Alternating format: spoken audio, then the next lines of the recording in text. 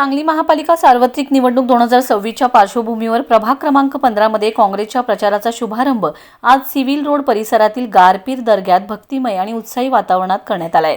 दर्ग्यात गुलाब पुष्प अर्पण करून व श्रीफळ फोडून प्रचाराला अधिकृत श्री गणेशा देण्यात आले। या प्रसंगी खासदार विशालदादा पाटील यांनी स्वतः पदयात्रेमध्ये सहभाग घेत अनेक घोषणाही दिलेत, तर युवा नेते जितेश भैया कदम देखील उपस्थित होते। त्यांच्या नेतृत्वाखाली कार्यकर्त्यांनीही उमेदवारांना पाठिंबा दर्शवणाऱ्या घोषणांनी संपूर्ण प्रभागात काँग्रेसची ताकद आणि एकजूट स्पष्ट केले। भव्य पदयात्रा मुख्य मार्गावरून पार पडले। चौकात जेसीबी वरून फुलांची उधळण करण्यात आले। नागरिकांचा उत्स्फूर्त प्रतिसाद, उमेदवारांना मिळणारा पाठिंबा आणि विकास कामांच्या जोरावर काँग्रेसला मिळत असलेला विश्वास यामुळे प्रचाराला भरपूर ऊर्जा मिळाली। प्रभाग 15 मधील काँग्रेसचे उमेदवार मंगेश चव्हाण, फिरोज पठाण, स्मिता यमगर आणि सोनल पाटील यांच्या प्रचाराला जनतेने प्रचंड साथ दिले।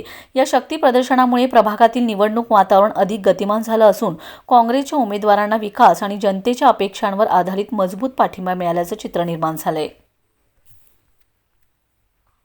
प्रभाग नंबर 15 येथे काँग्रेसचे 4 उमेदवार नगरसेवक फिरोजभाई पठाण, नगरसेवक मंगेशजी चव्हाण, यमगर वहिनी आणि सावर्डेकर वहिनी या चौघांच्या प्रचाराचा शुभारंभ या ठिकाणी नारळ फोडून या प्रभागात आपण सुरू केलेला आहे।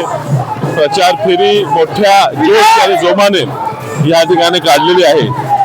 या परिसरात मोठ्या प्रमाणात कामं मंगेश चव्हाण यांच्या नेतृत्वाखाली, फिरोजभाई पठाण यांच्या नेतृत्वाखाली या ठिकाणी झाली असल्यामुळे लोक पुन्हा ह्याच काँग्रेसच्या पॅनलला निवडून देण्यासाठी खूप उत्सुक आहेत। मतदारांपर्यंत पोहोचलं पाहिजे, त्यांच्या अडीअडचणी समजून घेतल्या पाहिजेत आणि काँग्रेस हा येणाऱ्या महापालिकेत महापौर काँग्रेसचा झाला पाहिजे ह्यासाठी ताकदीने सगळे कार्यकर्ते कामाला लागलेले आहेत। मला विश्वास वाटतो की ह्या महापालिकेवर काँग्रेसचा झेंडा हा या ठिकाणी लागेल। राष्ट्रवादी, शरद पवार पक्ष हे आमच्या ताकदीने सोबत आलेल्या इतरही पक्ष आपल्याला आता जुळत आहेत आणि मला विश्वास वाटतो की ह्या येणाऱ्या निवडणुकीत 15 तारखेला लोकांनी एक चांगली, स्वच्छ, भ्रष्टाचार मुक्त प्रशासन देण्यासाठी आम्हाला साथ देतील।